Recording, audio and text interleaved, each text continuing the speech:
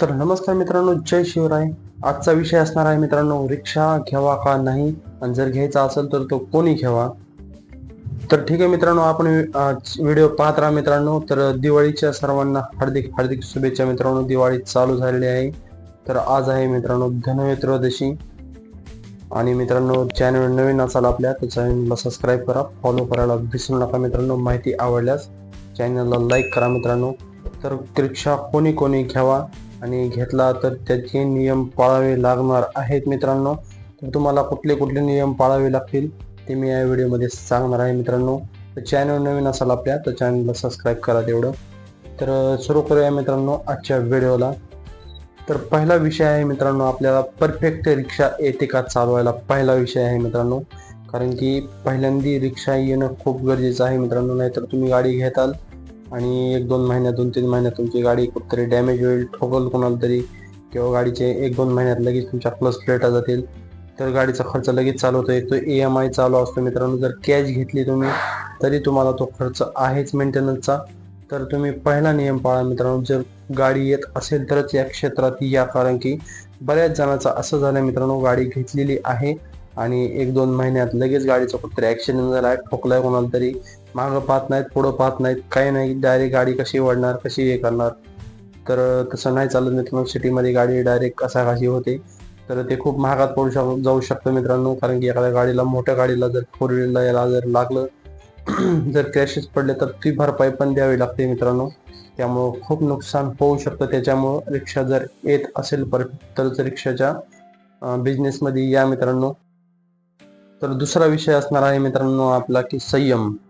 कारण की खूप ड्रायव्हर लोक आहेत जे कस्टमरशी सारखं वादविवाद घालतात, किंवा रोडला आले तर रोडवरची वाहनांशी जास्त दाबादाबी करतात गाड्यांना. तर त्यांना परत 2 व्हीलरवाल्यांना कट मारतात कोणी.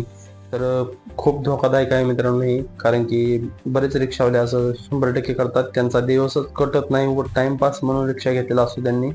500-1000 रुपये कमवणार, दारू पिणार, खाणार पिणार, आयुष करणार. त्यांना कुठलंही भान नसते मित्रांनो.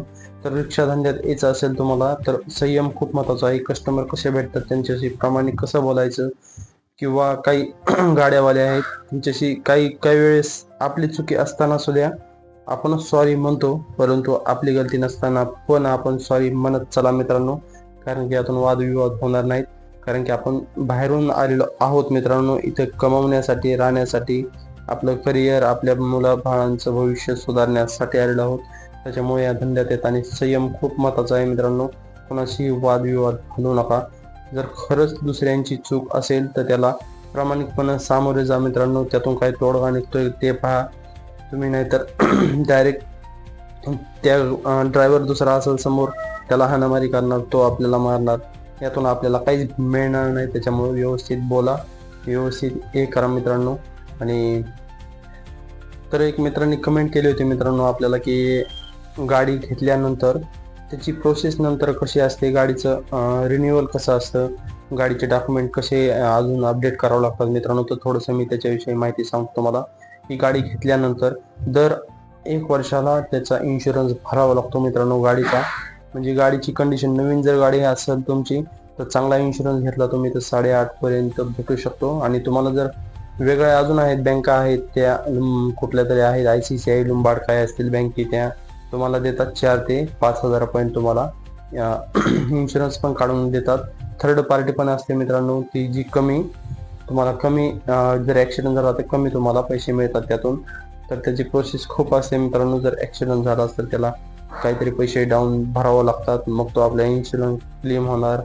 ते येऊन चेक करणार गाडी कुठे काय झाली काय नाही. तर शोरूमवाले सगळं चेक करतात, मगच ते तुम्हाला पैसे मिळतात मित्रांनो. तर दुसरी प्रोसेस आहे मित्रांनो बाटला पासिंग.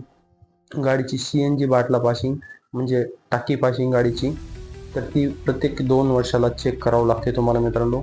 तर पहिलं होतं 500 ते 1000 रुपयापर्यंत बाटला पासिंग व्हायची. तर आता त्याचे काही 2-2 हजार, काही 3-3 हजार रुपये घेत आहेत.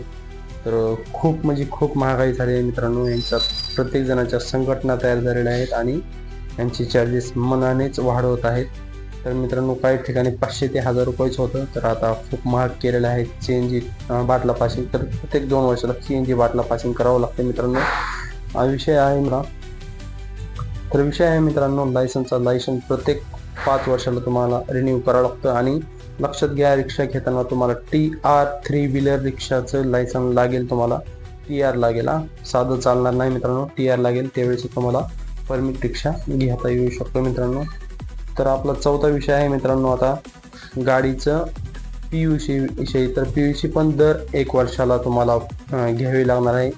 तर PUC पण पहिलं रिक्षावाल्याला काय माहीत नसतं की PUC पण असते का. आपले CNG आहे, पेट्रोल डिझेल नाही आहे, CNGला पण PUC आहे का.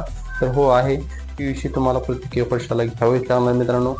1 वर्षाला म्हणजे 11 महिनेच असते मित्रांनो. ते तुम्हाला फक्त 1 वर्ष सांगतात, ते खरी भेटते ती 11 महिनेच असते प्रत्येक गोष्ट.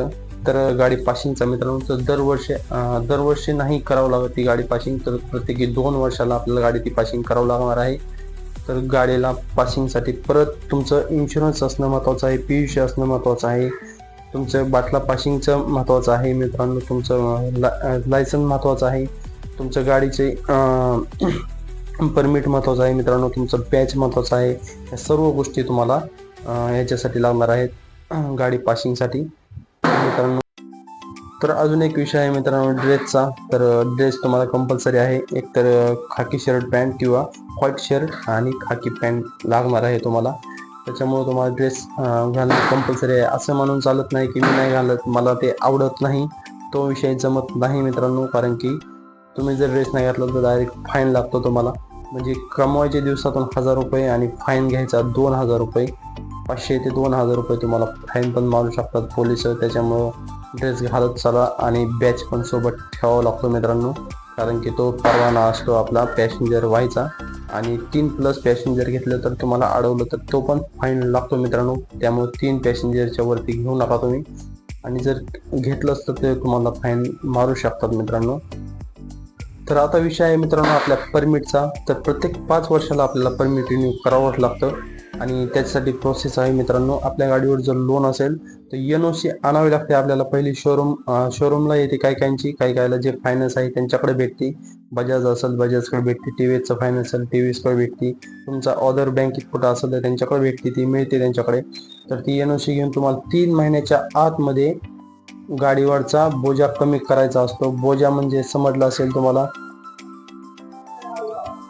जर तो बोजा कमी झाला मित्रांनो तरच तुमचं ओरिजिनल RC येत असतं. परत तुम्हाला ओरिजिनल RC मिळतं. म्हणजे त्याच्यावर कुठलंही लोन दाखवत नाही, म्हणून तो तुम्हाला RTO मध्ये जाऊन त्याचा चार्जेस असू शकतो मित्रांनो 1000 ते 2000 रुपयाच्या आसपास. तर तुम्हाला ते क्लेम करून घ्यावं लागतं मित्रांनो, क्लिअर करून घ्यावं लागतं ते. तर ठीक आहे मित्रांनो. तर परमिट परत तुमचं रिन्यू होऊ शकतं मित्रांनो लगेच परत. आणि 3 महिन्याच्या नंतर जर तुम्ही ते रिन्यूला गेलात तुम्ही तर तुमचं रिन्यू होणार ना मित्रांनो. कारण की तुमची व्हॅलिडिटी फक्त 3च महिने असते NOCची. त्याच्यावर खालती लिहिलेलं पण असतं मित्रांनो. त्याच्यामुळे 3 महिन्याच्या आतमध्ये तुम्हाला ते बोजा उतरून तुमचं परमिट रिन्यू करून घ्यावं लागतं प्रत्येक 5 वर्षाला. त्याला दंड 3 महिन्यानंतर प्रत्येकी महिन्याला 500 रुपये दंड आहे त्याला मित्रांनो. तर ते 2000 ते 3000 रुपयांनी जाऊ शकतो मित्रांनो. आपली माहिती आवडली असेल तर चॅनलला आपल्या सबस्क्राईब करा, फॉलो करायला विसरू नका. कोणाला काही समस्या असेल तर कमेंटमध्ये नक्की विचारत चला मित्रांनो. तर नवीन रिक्षा घ्यायचा जर विचार करत असाल तर परफेक्ट गाडी येत असेल तरच घ्या म्हणतो आहे मित्रांनो. कारण की गाडीचं पण नुकसान आणि तुमचं रेकॉर्ड पण खराब होऊ शकतं. परत तुम्हाला गाडी मिळणार नाही. कुठलं होम लोन काही करायचं असेल ते पण मिळणार नाही. कारण रेकॉर्ड एकदा खराब झालं तर त्याला सिव्हिल खराब झालं तर तुम्हाला खूप दिवस लागतात ते मेंटेन करायला. त्याच्यामुळे तुम्ही गाडीचे हप्ते बाउन्स होऊ देऊ नका.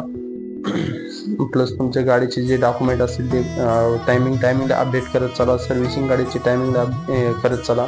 म्हणजे तुम्हाला कुठलाही प्रॉब्लेम येणार नाही. धंदा असो किंवा नसो.